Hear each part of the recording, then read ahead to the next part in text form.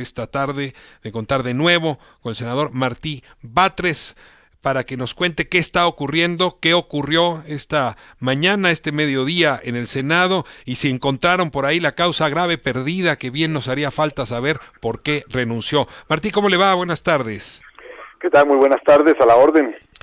A ver, pues voy con los dos temas.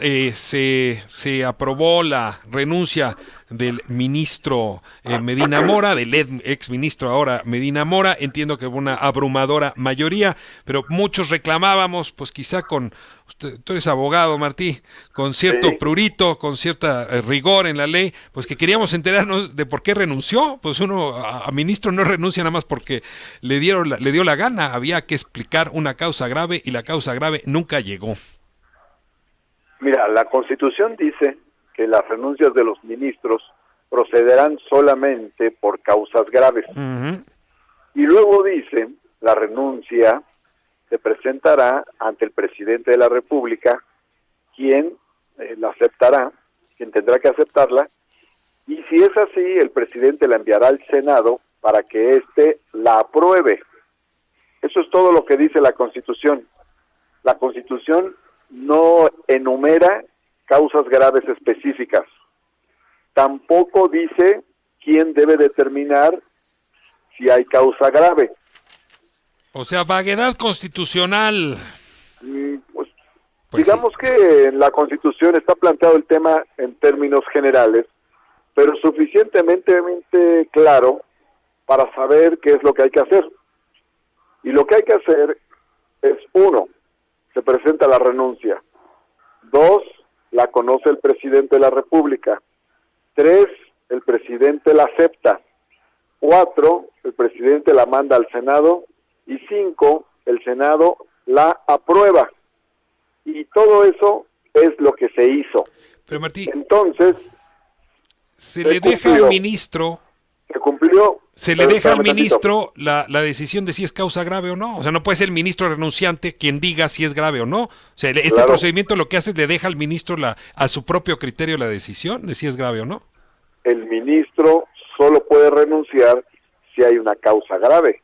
Luego, entonces, es el ministro quien, por cierto, es un experto constitucional por la naturaleza de su función, quien sabe que solo puede renunciar si hay una causa grave. Si el ministro renunció, es porque en efecto hay una causa grave. Él sabe cuál es la causa grave, porque él, al renunciar, está estableciendo la existencia de una causa grave que lo obliga a renunciar de su función de ministro de la Corte. Ahora, Martí, dejando en paz a la Constitución, porque sí, la vaguedad constitucional permite justo lo que ahora estás explicando, y te rogaría bajarte a ras de suelo. Y la sensación también, de quien te está oyendo ahorita dice, pero ¿cómo es posible que no nos diga nadie por qué renunció? Si en una democracia como la nuestra, nadie nos está diciendo el motivo. O sea, el señor se lo puede llevar a su casa y guardarlo, me dicen incluso de vacaciones, ya se fue. El señor renunció, como dice la Constitución que puede hacerlo. Y si renunció es porque encontró él mismo una causa grave que lo obligaba a renunciar. Ya.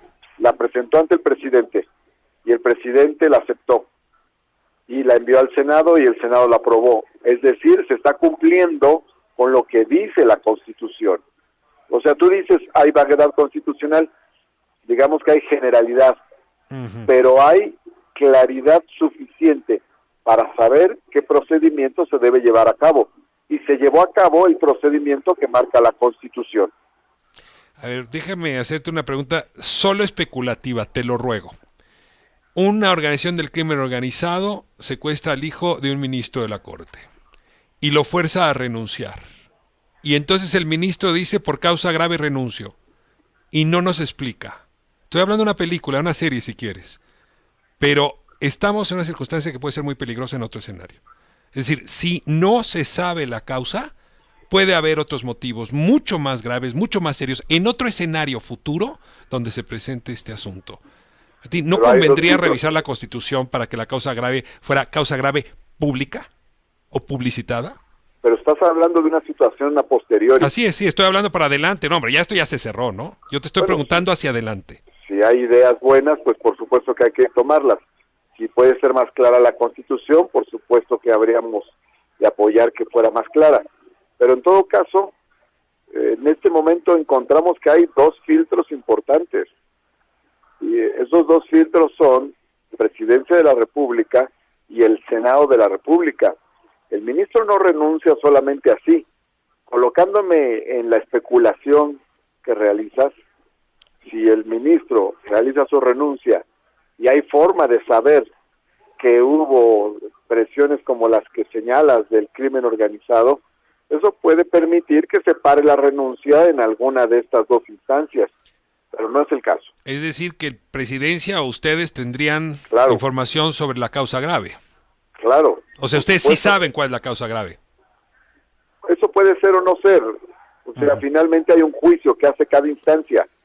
Hay, digamos, una valoración que hace el renunciante, una valoración que hace el presidente y una valoración que hace el Senado de la República.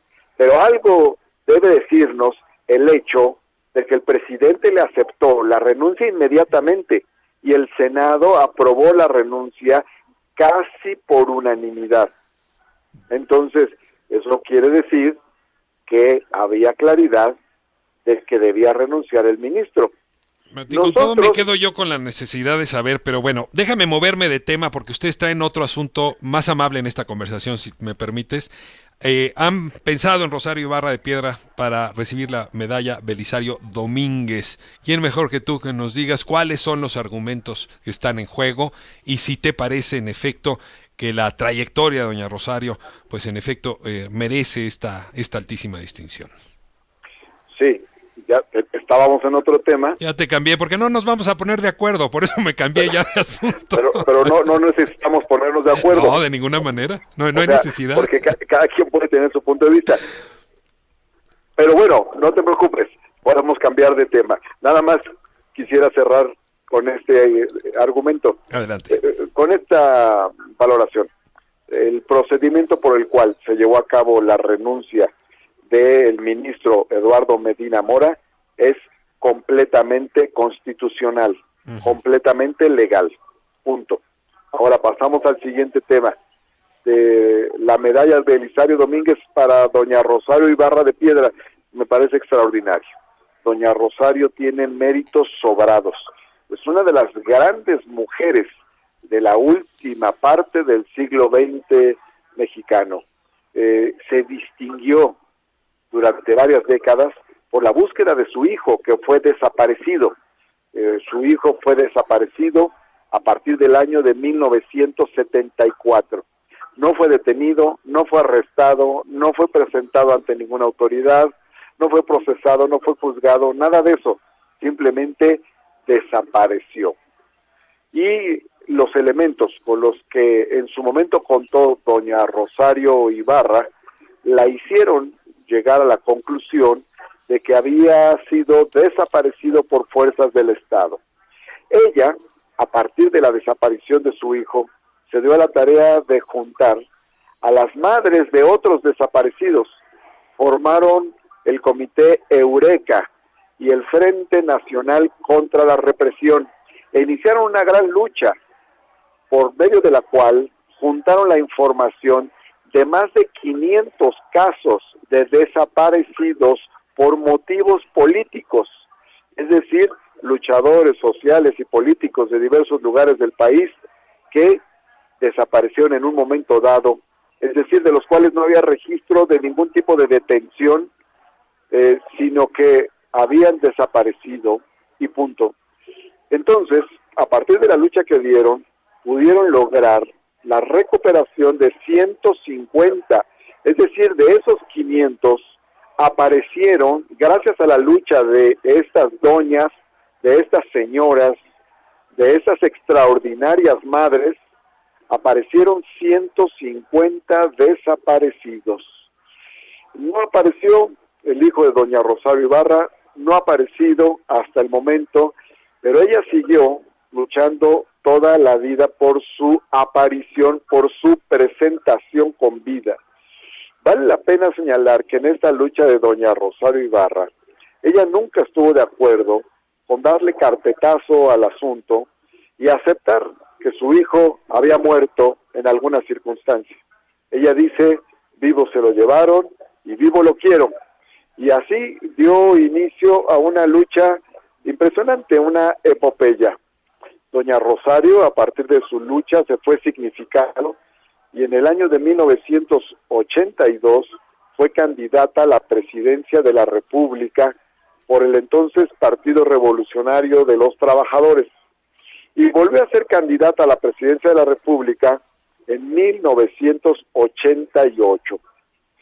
Ella siguió luchando y logró años después que en la legislación quedara plasmada el delito de desaparición forzada. A mí me tocó, como presidente de la Asamblea Legislativa del Distrito Federal, en el año de 1999, recibir a doña Rosario Ibarra con su propuesta y reformamos el Código Penal local y establecimos el delito de desaparición forzada en la Ciudad de México, en aquel entonces. Quedó a partir del año 2000 ese delito establecido en el Código Penal. Y después, cuando fui diputado federal y coordinador de la bancada de izquierda en la Cámara de Diputados en el periodo 2000-2003, recibimos a doña Rosario Ibarra, quien llevó la propuesta también de reforma al Código Penal federal y establecimos en él también el delito de desaparición forzada. Después se fue perfeccionando legislativamente, pero gracias a su lucha se pudo tipificar penalmente ese delito. Entonces, Martín, nada más para cerrar esta conversación, que creo muy merecida la medalla. Sí, muy merecida la medalla. ¿Te parece que esta medalla y este reconocimiento permite que el país cierre ciclos? Sí, hay ambigüedad todavía, dependiendo del sector donde pares, con respecto a cómo tratar la guerra sucia y el terrorismo de Estado. Sí. Hay quien prefiere no llamar valientes, por ejemplo, a quienes dieron su batalla pues frente a un Estado que estaba cerrado de su puerta, ¿no? Hay quienes incluso han llamado al agravio y que podrían mañana volver a decir, ahora resulta que a la madre de uno de estos valientes, supuestos valientes, le entregan a Belisario Domínguez. Y hay otros que dicen, no, es que este es el momento de cerrar el ciclo, este es el momento de decir que ha cambiado la historia de este país. Te ruego que te coloques entre estas dos posiciones y me ayudes a discernirlas. Claro, no puede cerrar ningún ciclo si no se conoce la verdad. Ve lo que hicieron en Sudáfrica, porque en Sudáfrica tuvieron, en los últimos años del apartheid, una guerra sucia muy parecida, hubo muchas desapariciones forzadas. Bueno, allá fue todavía mucho peor. Hubo crímenes, desapariciones forzadas, torturas, etcétera.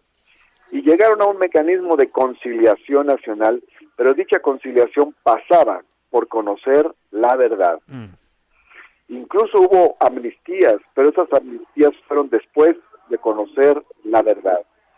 Ahora creo que en efecto la medalla a doña Rosario Ibarra puede ayudar precisamente a cerrar ciclos, reconocer que hubo una guerra sucia en México, que hubo desapariciones, torturas, crímenes, represiones y que también para cerrar ese ciclo debemos hablar de ello.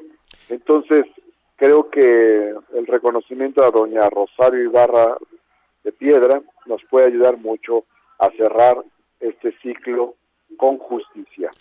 Martí Batres, senador de la República, muchísimas gracias por esta conversación y pues para adelante con la agenda que tiene el Senado bastante abultada. Este micrófono estará abierto siempre para escucharle. Muchas gracias. Muchas gracias. Aprecio tu apertura y tu interés y te mando un muy fraterno abrazo. De vuelta, Martí Batres. Muchísimas gracias. Hasta pronto. Hasta pronto. Bueno, vamos cerrando ya nuestra conversación.